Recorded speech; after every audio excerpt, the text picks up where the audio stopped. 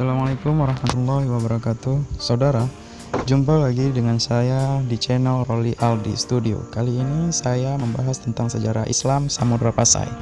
Sebelum saya membahas lebih lanjut, jangan lupa subscribe agar mendapat informasi video menarik lainnya.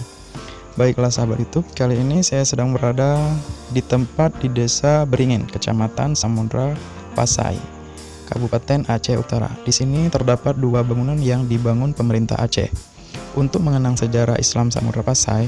Di antaranya, Monumen Islam Samudra Pasai merupakan pengingat kejayaan Kerajaan Samudra Pasai. Dengan monumen ini kita tidak hanya bangga dengan Aceh, tetapi juga cinta dengan sejarahnya. Monumen ini didirikan di lahan seluas 7,7 hektar berjarak 300 meter dari Kompleks Makam Sultan Malikul Saleh. Pendiri Kerajaan Islam Samudra Pasai, Sultan Malikul Saleh satu-satunya raja yang bisa membaca Al-Quran pada abad 13 dahulu. Beliau mulanya bernama Merah Silu, akhirnya bergelar Malikul Saleh, yang artinya Malik yang Saleh.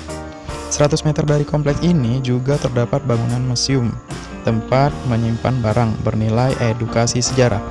Gedung museum yang diresmikan pada Selasa 9 Juli 2019 tahun lalu, dinamai dengan Museum Islam Samudra Pasai.